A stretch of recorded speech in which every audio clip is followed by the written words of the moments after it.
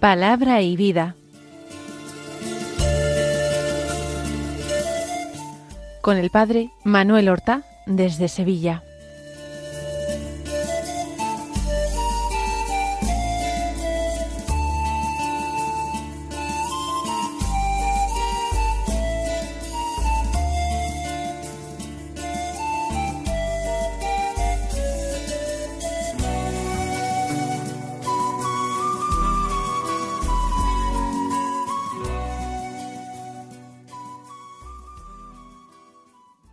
En el nombre del Padre, y del Hijo, y del Espíritu Santo.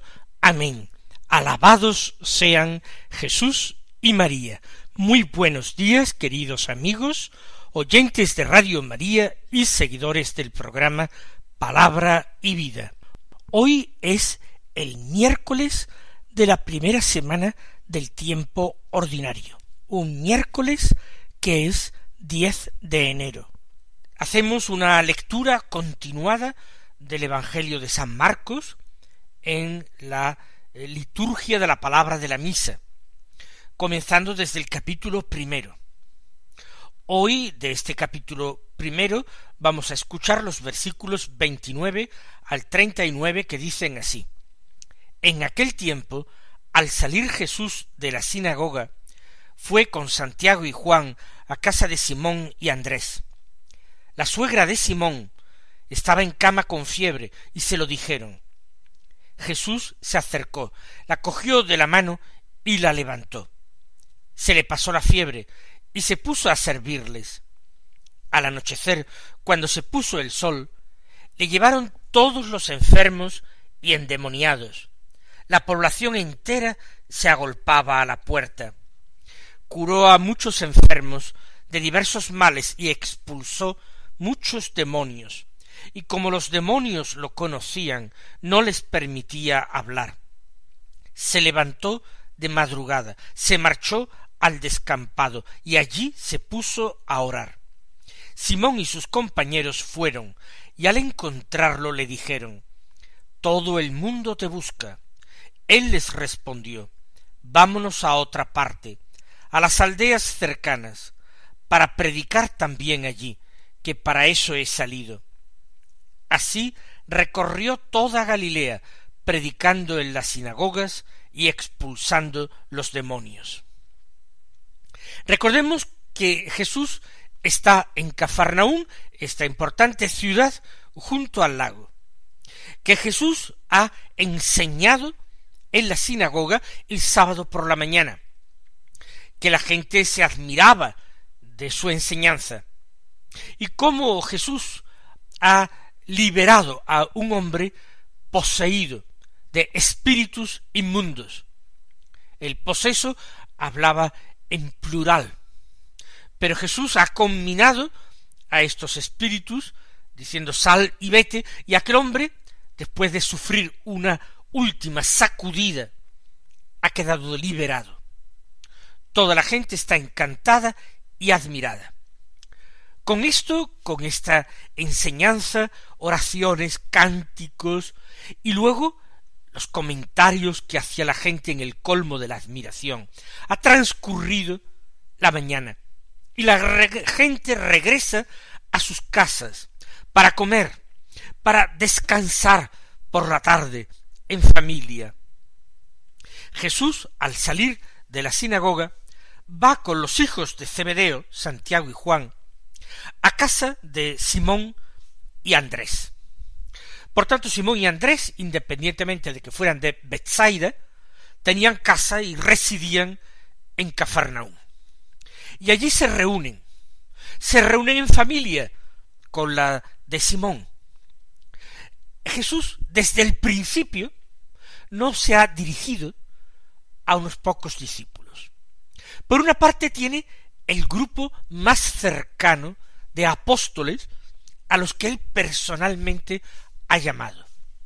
Entre estos, muy destacados, esta pareja de hermanos, estas dos parejas de hermanos, Simón y Andrés, pero también Santiago y Juan. Y también de la primera época y conocidos en Judea, cerca del Jordán, están Felipe y Natanael Bartolomé. Esos 6 son de los más antiguos del Señor.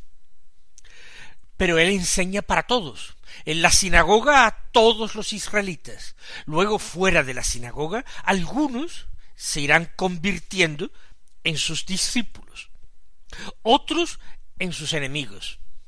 Poca gente quedará totalmente indiferente, pero hay algunos que le siguen para ver prodigios o para beneficiarse de sus curaciones, para contemplar sus milagros, no tanto por una convicción personal, no tanto porque hayan creído el Evangelio.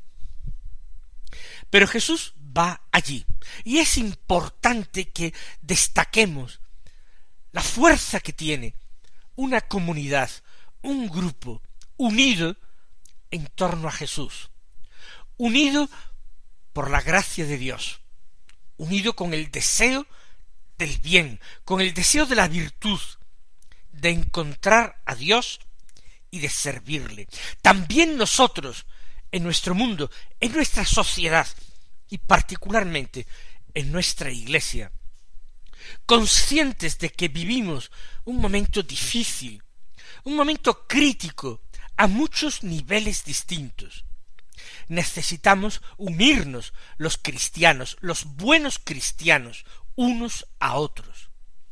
Necesitamos, utilizando una castiza expresión de Santa Teresa de Jesús, hacernos espaldas, es decir, apoyarnos los unos a los otros, superar cualquier tentación de división, de desunión, de producir grietas por las que pueda entrar fácilmente el espíritu diabólico, que es espíritu de división, que es espíritu de odio entre hermanos. Allá van estos 4 primeros apóstoles con Jesús a la casa, y se encuentran que la suegra de Simón está en cama con fiebre, y se lo dicen, se lo advierten. Al hablarnos de la suegra de Simón, es la primera vez que se habla de un familiar que no sea un hermano o padre de apóstol. Salen los padres de Santiago y Juan, son Zebedeo y su mujer, y ellos hermanos entre sí.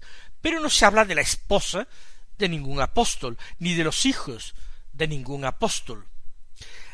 Se habla, sin embargo, en este episodio, y no solamente por el evangelista San Marcos, de la suegra de Simón Pedro. No tenemos que nosotros asombrarnos ni escandalizarnos de que fuera un hombre casado. Los judíos se casaban bastante jóvenes, de tal manera que con sólo 18 años uno podía contraer perfectamente matrimonio, y no era raro de que en estas edades tempranas se contrajera el matrimonio. Se podían celebrar los desposorios incluso mucho antes, aunque comenzaba ya la convivencia a una edad adecuada.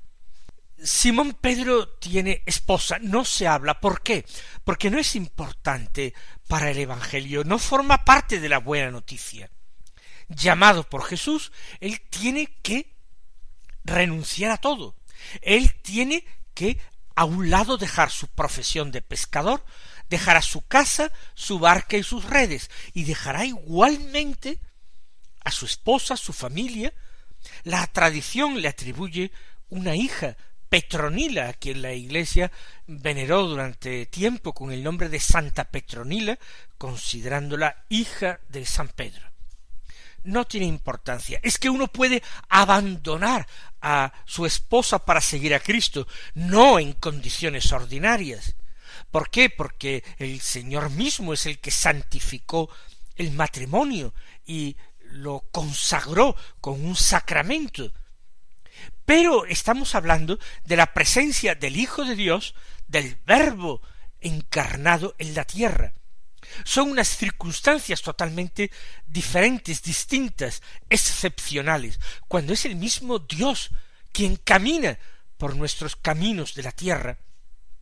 Cualquier otra consideración tiene que quedarse en un segundo término. Estamos hablando de la fundación de la Iglesia y que Pedro tiene que ser esa piedra fundamental, tiene que ser esa piedra de cimiento, esa roca sobre la que construir esa casa, ese templo de la Iglesia. La piedra angular, la clave de bóveda, será Jesús, que mantiene todo el edificio unido. Por tanto, está la suegra de Pedro con fiebre, se encuentra acostada en cama, dice el texto. Y Jesús, de propia iniciativa, se acerca. Aquí no hay ninguna petición expresa de que la cure. No sabemos si eran fiebres graves, que podrían llevar a una persona de más edad a la muerte o no. Recordemos que la situación de la medicina en aquella época era algo todavía muy poco desarrollado, y por supuesto por unas fiebres una persona adulta podía morir con cierta facilidad. Pero Jesús, como digo, de propia iniciativa, sin que nadie se lo pida, se acerca, la coge de la mano y la levanta. San Marcos no dice que inmediatamente la cure, sino que tomándola de la mano, la levanta. Nos imaginamos que tuvo que haber una aquiescencia por parte de ella. Ella tuvo que estar de acuerdo, hacer un esfuerzo para, a pesar de su malestar, de la fiebre, a pesar de todo, levantarse porque el Señor la tomaba de la mano. Jesús no era un extraño en esa casa, era bien recibido, era querido, era el mejor huésped que entraba allí. La mujer se alegraría de verlo.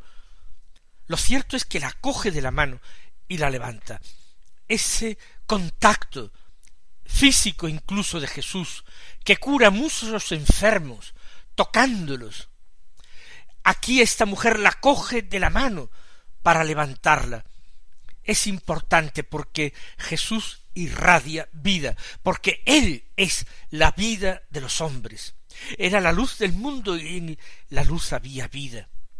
Pues Jesús, en primer lugar, le pide ese esfuerzo, esa colaboración, ese acto de fe. Si Jesús la toma de la mano para levantarla, ella tiene que fiarse que la gracia de Dios obrará el prodigio, que Jesús sabe lo que hace y no hace ninguna tontería. Aquella mujer se pone literalmente en manos de Jesús, en la mano de Jesús. Y la mano de Jesús es la mano de Dios, es la diestra poderosa de Dios. La levanta, y una vez que dice el texto de San Marcos que la levanta, añade, se le pasó la fiebre. Nosotros tenemos que fiarnos del Señor. Él también quiere que salgamos de nuestras postraciones y de nuestras enfermedades.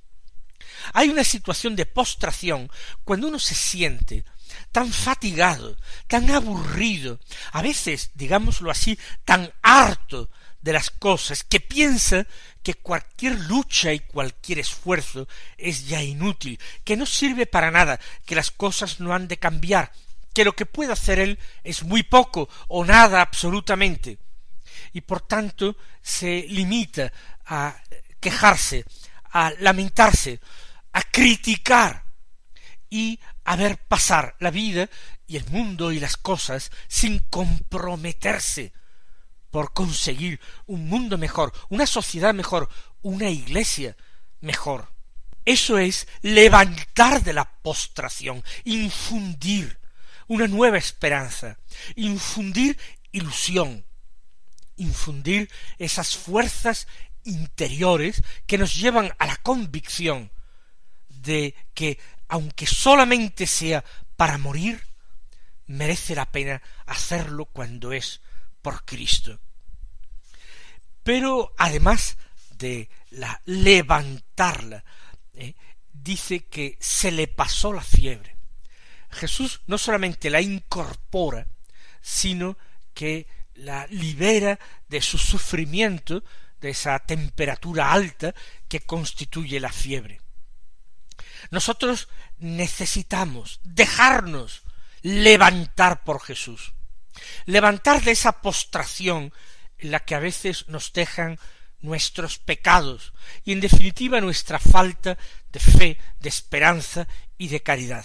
Y tenemos que dejarnos curar por el Señor, porque Él no sólo nos levanta de una forma natural o utilizando nuestras propias fuerzas, sino que nos purifica profundamente, nos da su gracia para constituirnos en hombres nuevos, en hombres iluminados, en hombres sanados, profundamente sanados y liberados, en miembros de su reino.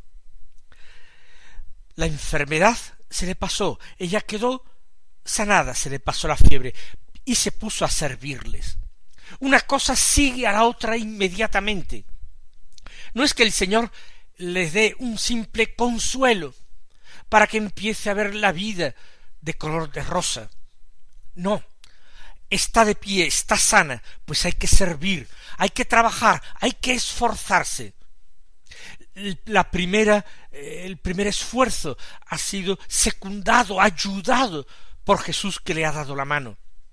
Pero una vez sanada totalmente, ella tiene que disponerse y se pone a servir a Jesús y a sus apóstoles, a Cristo Jesús y a su iglesia, que está allí representada totalmente en la casa donde vive, con su hija y con su yerno, y no sabemos si con sus nietos o con otras personas. Este es la llegada de Jesús a la casa y esta curación, y nosotros le pedimos gracia al Señor para dejarnos curar por Él, para dejarnos levantar por Él, para dejarnos sanar por Él.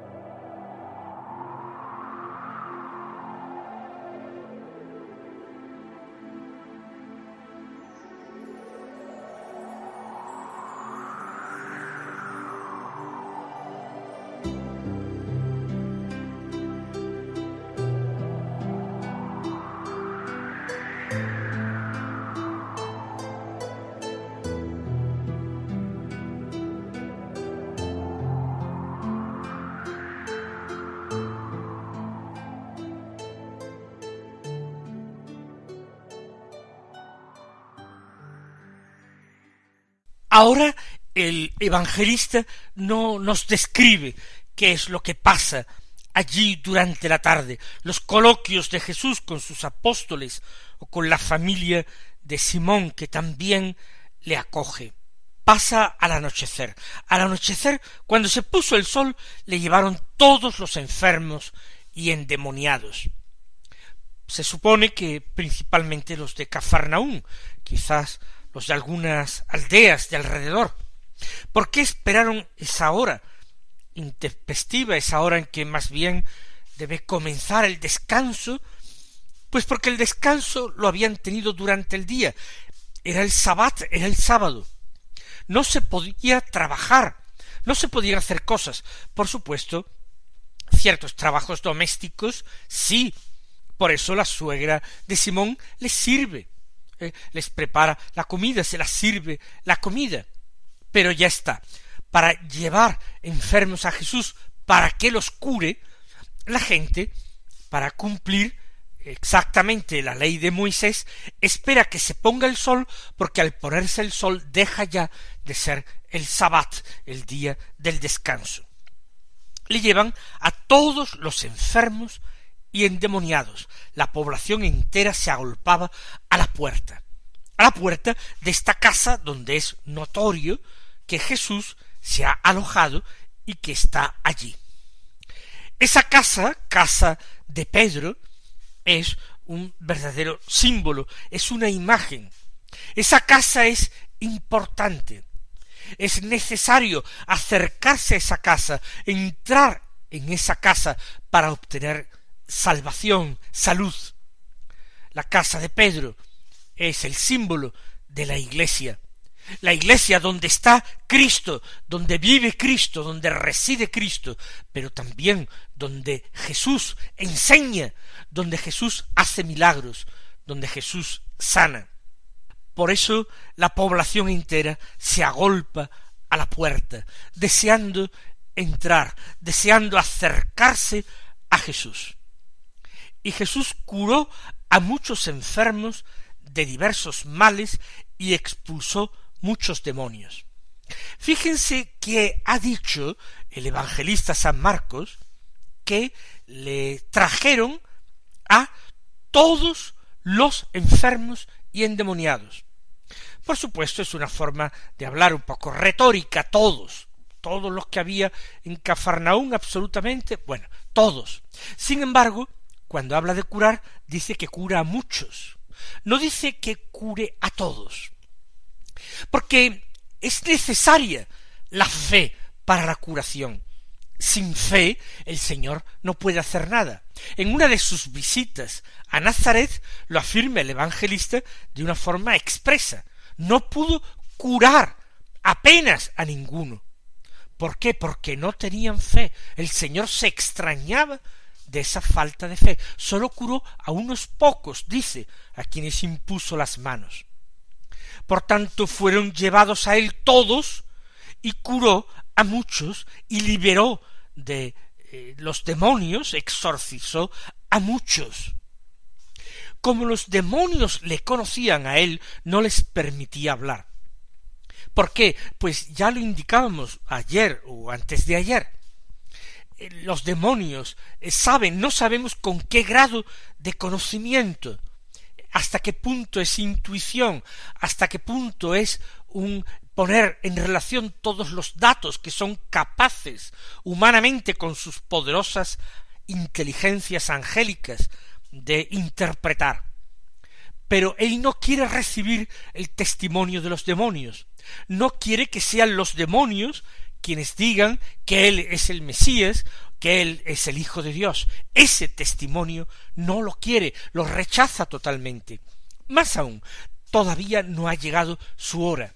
La hora en que debe ser reconocido como Mesías y Rey de Israel es el momento de su entrega, la entrega de su vida por la salvación de los hombres, cuando no haya posibilidad de equivocarse y pensar que el mesianismo de Jesús es como lo han imaginado y deseado los hombres, pero no como lo ha imaginado y previsto y querido Dios.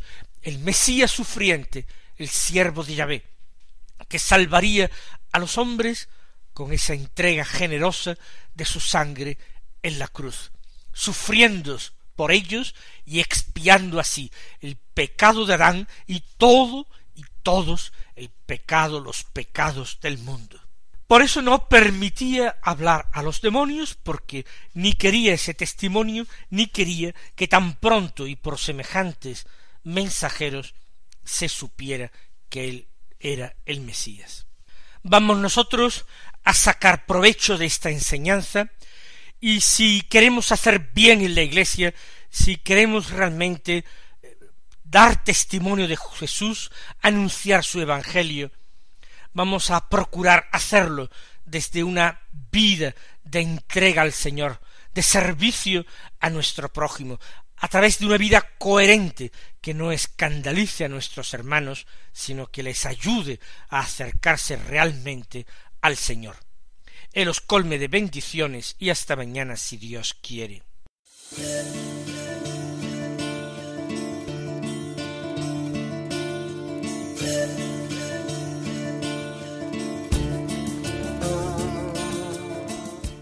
Han escuchado en Radio María Palabra y Vida, un programa que dirige el Padre Manuel Horta.